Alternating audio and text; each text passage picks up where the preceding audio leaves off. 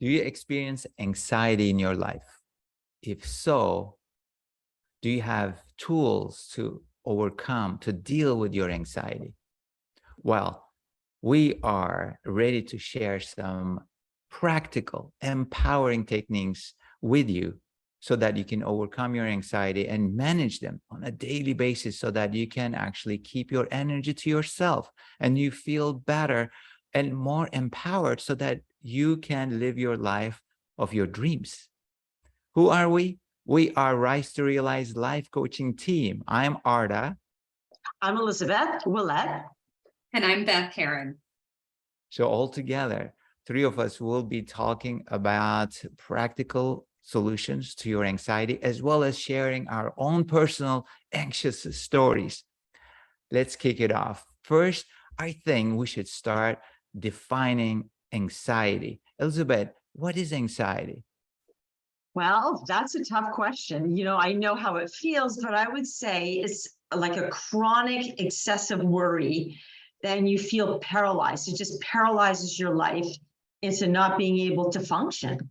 That's how I experience, that's how I see it. Beth? Yeah, I like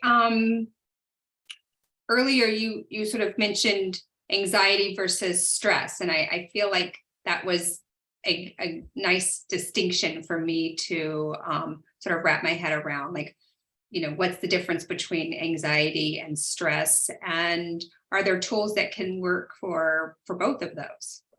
Yeah, it's stress may be a general term. Would you guys agree with that? Just stress is, oh, I'm stressed. But when I'm anxious, I am making it a little bit more definitive. What is it that I am anxious about? What is stress is more like, oh, I'm stressed.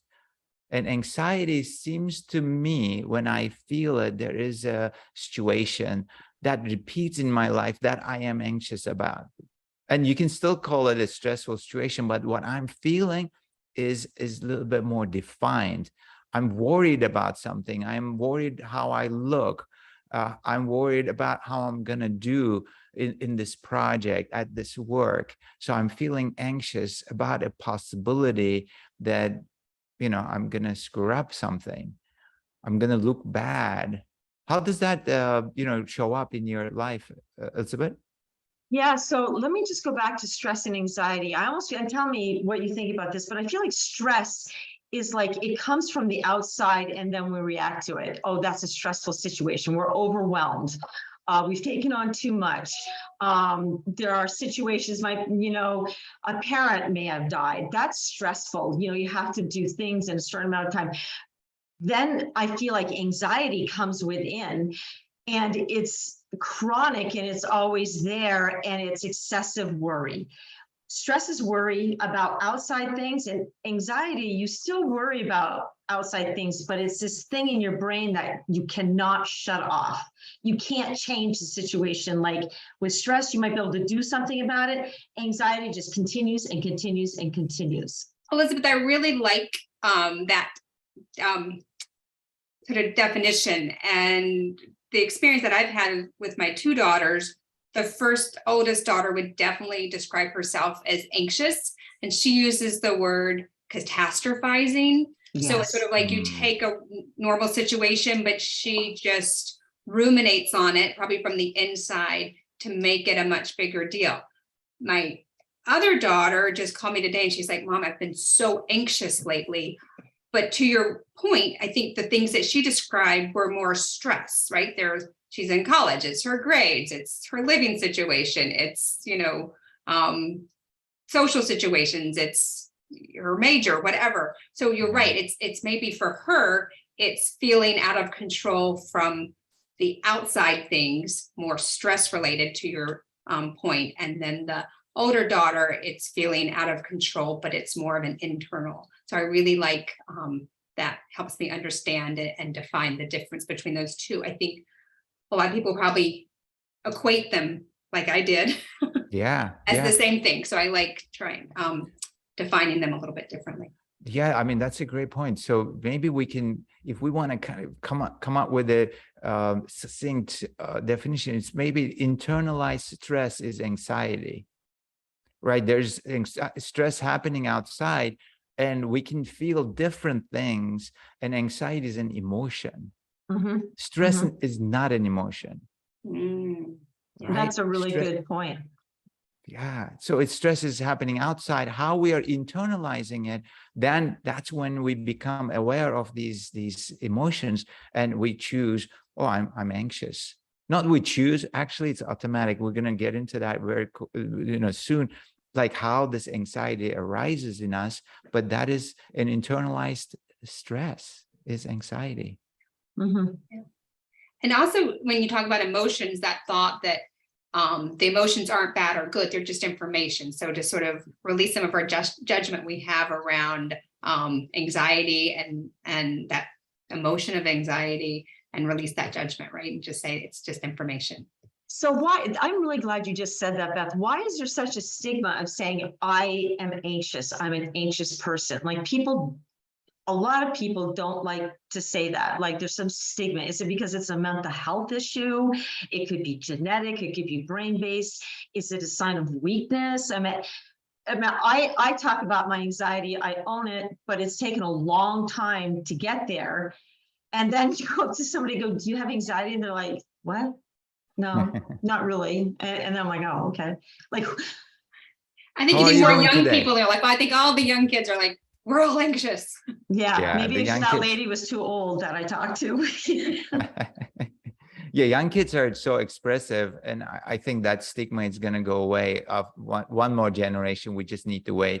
The thing is, but the point is very valid, because how are you doing today? Well, I'm so anxious, right? Nobody says that. I don't know what is the message. If we owned our emotions, and I don't think anybody is here that I know in the world comfortable owning their emotions, negative emotions, especially if somebody says, yeah, I'm an angry person at the job interview. I'm usually, I lose my so They want the job, Arda. yeah, it's not, maybe not, there are maybe places that you can, be vulnerable, but maybe not at the job interview. But again, jokes aside, Elizabeth, that's a great point. Like, what is wrong when you even own your negative emotions? I am anxious. Like there's something wrong with me, that I need Yes. to go see a psychotherapist, and there's something wrong with me, and you need to take medication, and there's all this stigma around it. Weakness. I think it's like, Weakness. oh, I'm weak. I am weak. I cannot control my emotions. And that is maybe what we are brainwashed with. We need to control our emotions. And that's kind of, maybe we are aware of them, but we don't understand them because we are not allowed to go deep to our vulnerability, to our weaknesses. Is that a weakness, Beth? Do you think? And I'm just, Yeah. listening and sort of, synthesizing everything. I feel like our negative emotions, just go back, our negative emotions a weakness. And I feel like they're not pleasant. Nobody enjoys feeling them. So maybe it's been my habit to try to dismiss them or try to play them down, and instead of sitting with them. And one thing that I've learned through your course and through this power method is to embrace those emotions, the negative emotions, the positive emotions, but negative emotions, embrace those and experience them, kind of get curious and quit pushing them away and trying to ignore them. Exactly. Instead of ignoring them, you're just acknowledging and becoming more aware of them, deeply, intimately, connecting with them. Elizabeth, did that work for you? That Rise to Realize power method? What was your experience? Yes, that worked wonderfully. And there are other techniques that have worked very well for me. And, I think the first thing, when you pause and try to figure out where that anxiety is coming from or why you're reacting in a certain way, the whole, the pause, observe, and trying to figure out where those limiting life patterns come from, and what am I reacting to them? And is it, am I black and white thinking again? Am I catastrophizing? And where does that come from, that belief system? Is that my belief system, or is that somebody else's belief system? And why am I following that rule anyway? Who made up those rules, right? Yes. So it comes into a whole examination of the past and the present, so you can change your mindset. You can change your mindset, Arda. You can't change your mindset. Exactly. At the same time, what you just said was so enlightening to me about the weakness. So you use the word limiting life patterns, and I think Beth, you were also alluding to that. So the reason we might feel that negative emotion is a weakness is that it makes us feel stuck. And usually we don't like to announce the world that we are stuck, we are weak, we cannot find the way, we are failing life emotionally. And these emotions are getting best of us. Arda, so this is the issue, okay? So, why are you so anxious? To somebody who doesn't have this chronic anxiety, right? And so let's go back to the word that Beth used of catastrophizing. Oh, I said this, and she looked angry, and we're very, people who are anxious can be very perceptive. Oh, she looked angry. And then you think of all the things that might happen. And out of all the things that, she's going to get angry, she's going to call this person and that person, and then they're going to talk. And then, seriously, your mind goes, and then you're off on some tangent that's never going to happen, ever, ever, ever. And then like 1% of the time, you're right that thing is going to happen. And all this energy has just been, but when I say that to somebody, they go, what is wrong with your brain? I'm like, I don't know, that's anxiety, but it doesn't sound great. It doesn't sound great. It sounds like you are getting lost. It's torture. Yeah, and a hard place to live. I mean, this is my oldest, and super hard place to live. And it's taken me a while to appreciate that that's where the state that she spends a lot of her time in, right? Because it is foreign, and like the stress I can relate with, the anxiety, not as much. So it is foreign to me, and it is taken me a lot of openness to be open up to how she operates, right? Yes. So as we always say, the first thing is becoming aware of these emotions, right? So anxiety is not an exception. Obviously, anxiety is at the top of probably it's a cousin to anger. Just like those are not cousin, but just they are all competing for the number one spot where people are completely taken by it and get paralyzed.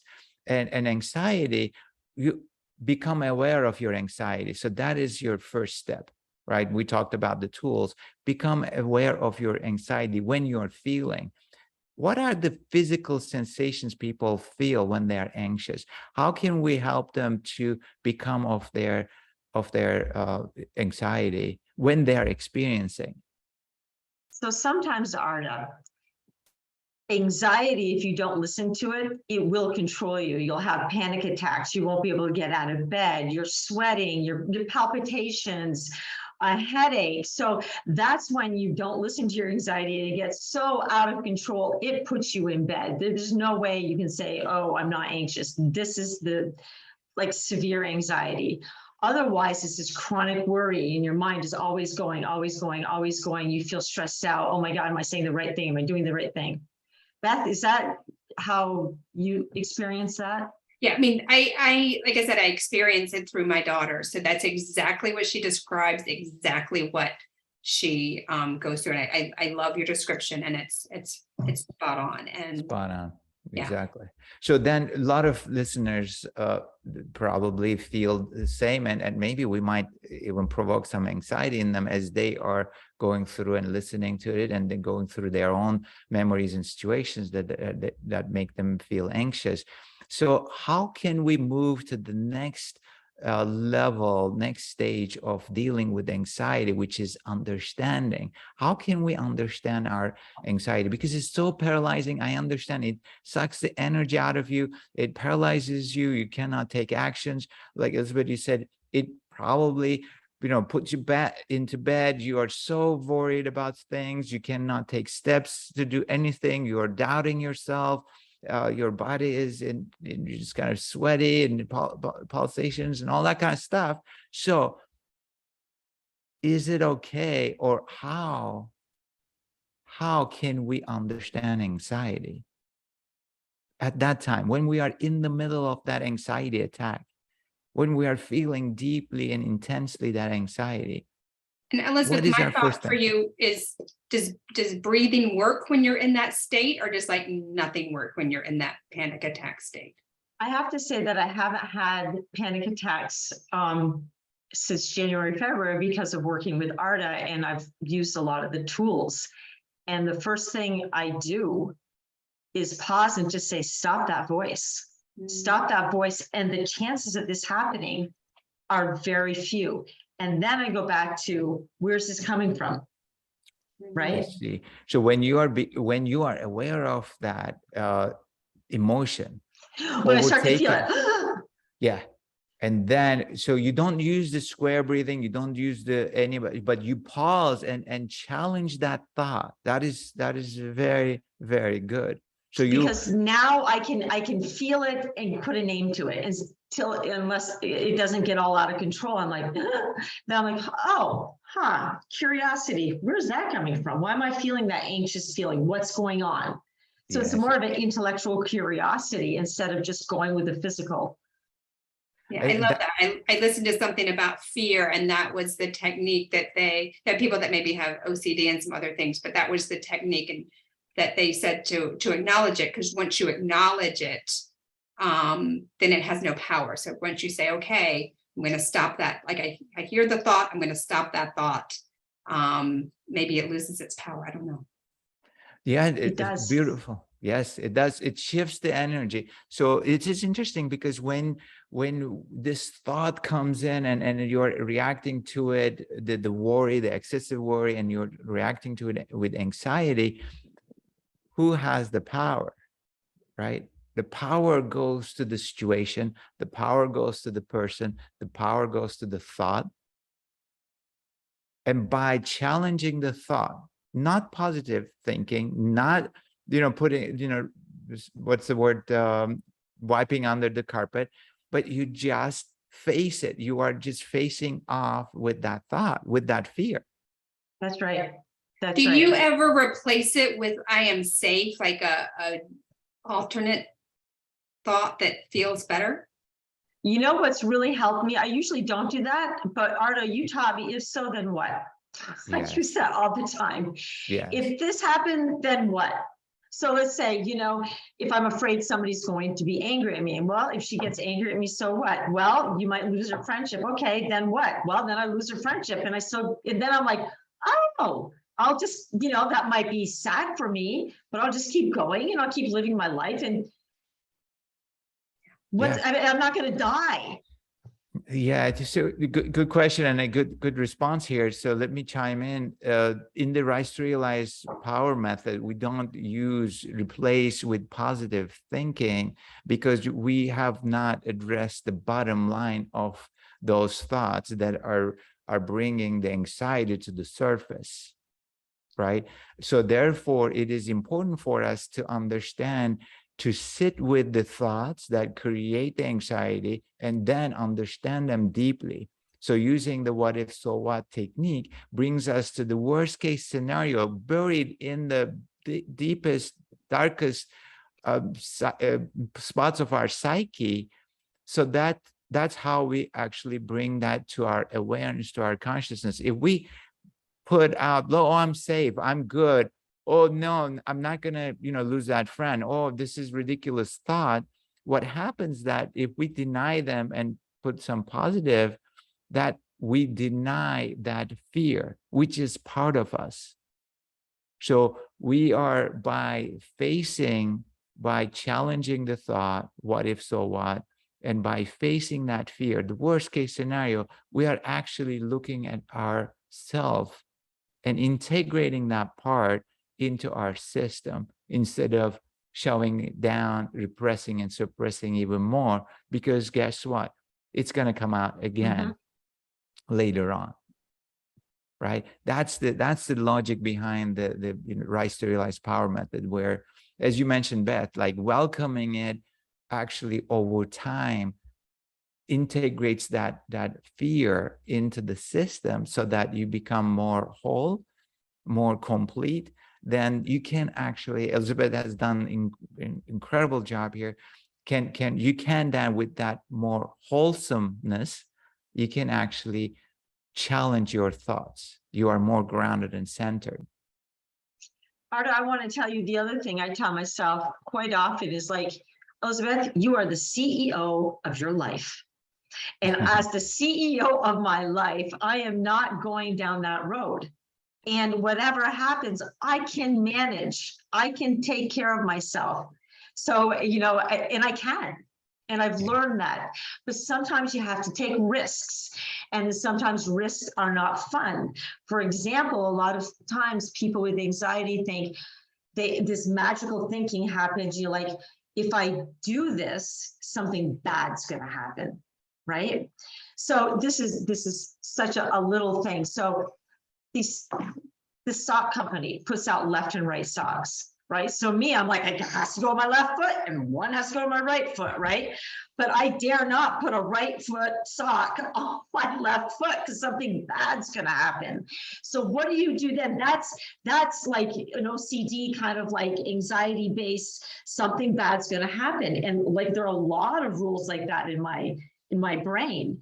And the only way you can change it is to wear that left sock on the right foot and try it out. And that's hard. So it's a beautiful example. So I'm going to say, Beth, I have a question. Like we always talk about how these thought patterns and belief systems are formed from the family. Thinking about, bringing your situation with your daughter into our conversation, where do you think, kind of like going back to that second phase, dealing with negative emotions, once you become aware, what is the understanding? How would you actually guide your daughter to understand where her thought patterns are coming from? Would you kind of share maybe a few tips? I think one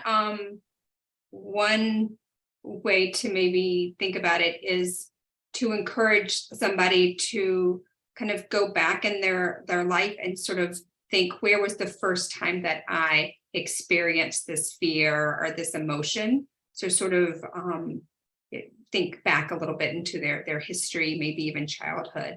I don't know if we want to kind of get into trauma, but it does sort of resonate sometimes in your body as a trauma. So again, that would be one technique. Yes. To kind of think back to your earliest memory or earliest experience with that. Can I give an example of that? Yeah, yes, definitely. And one more thing before Elizabeth, you gave, I think it is so beautiful if parents out there experiencing same what Beth experiencing with their kids, it would be such an interesting conversation as a parent asking their kids, how did you really form this?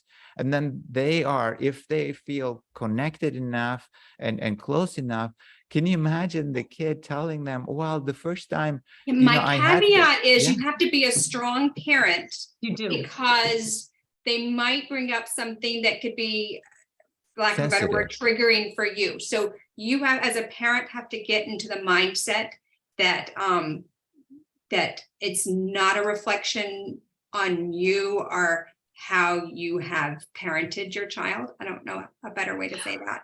No, that is correct.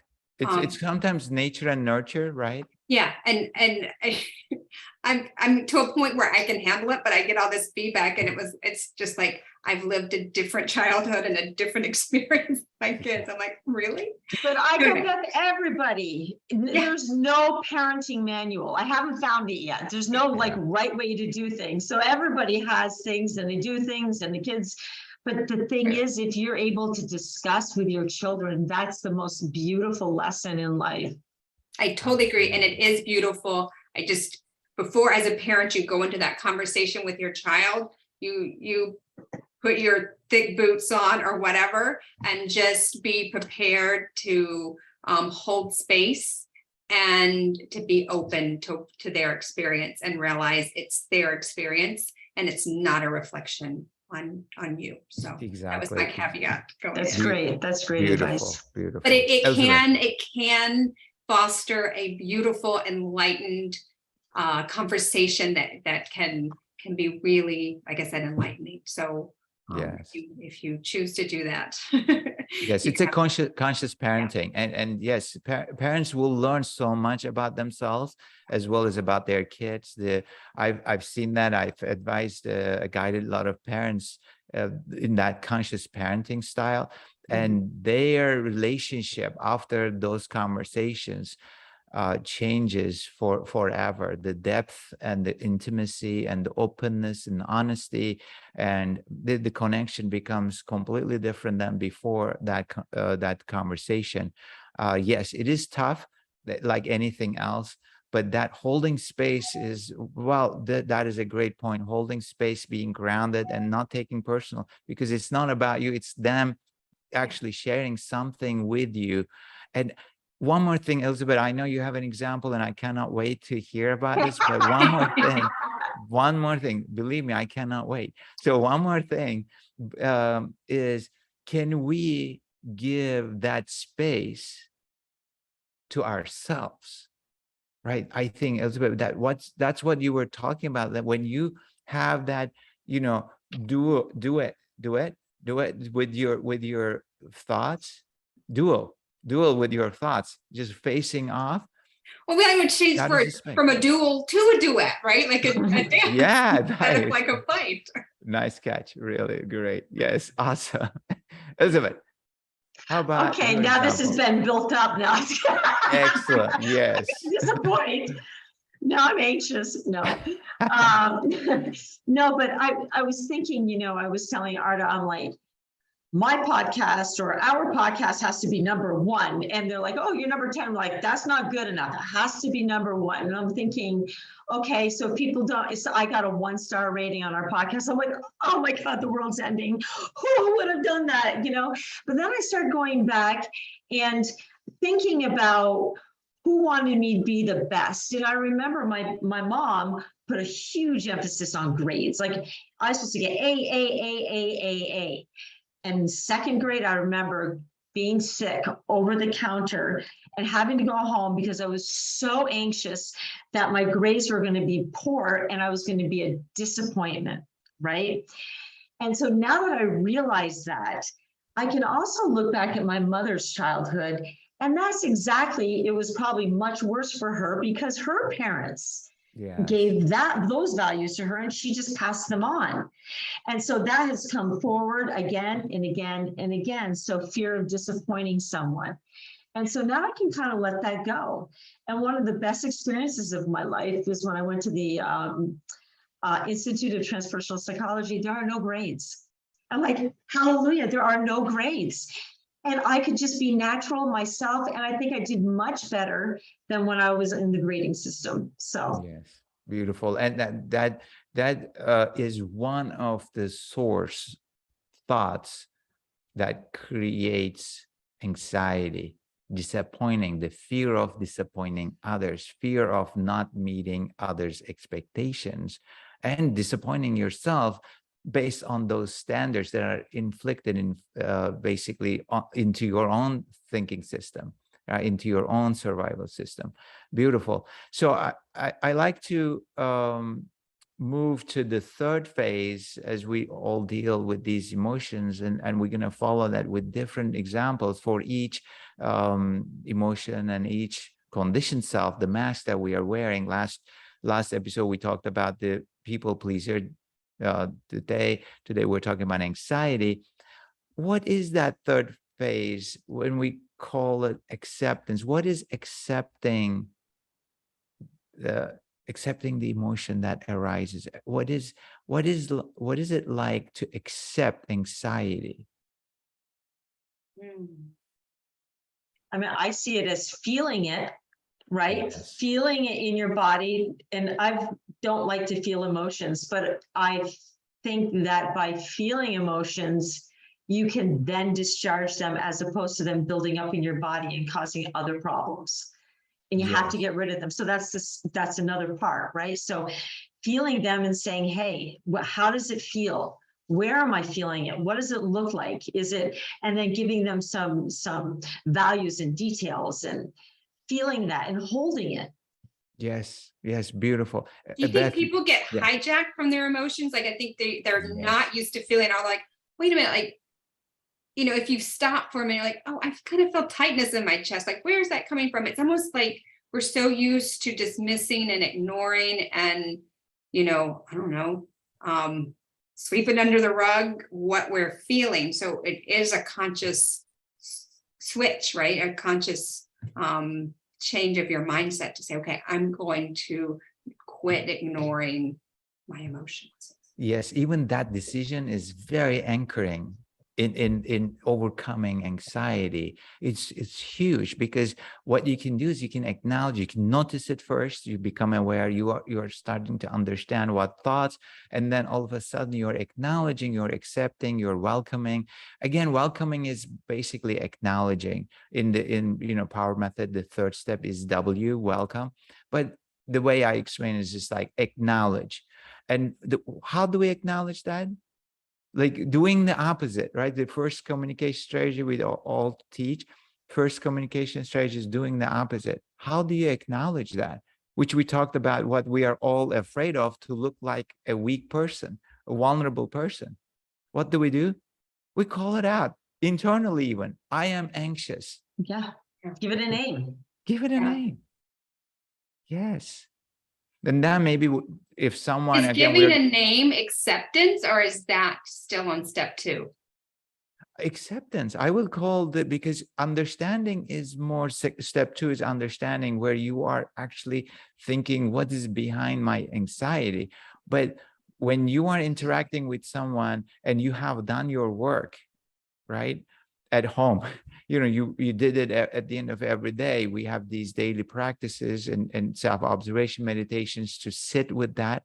Once you understand what's going on behind your anxiety, when it happens in real life, acknowledge it. Go to the third phase, immediately acknowledge it and say, I am anxious now. Okay, what do I do? Observe your thoughts. Challenge your thoughts. Challenge them with what if, so what? Then, if you want to communicate, do something different than before. You're facing another stressful situation. Like Elizabeth was saying, so what? We got a one star review. So what? Oh, I'm going to disappoint my friends. So what? I'm going to disappoint myself. So what? I'm getting B minus. So what?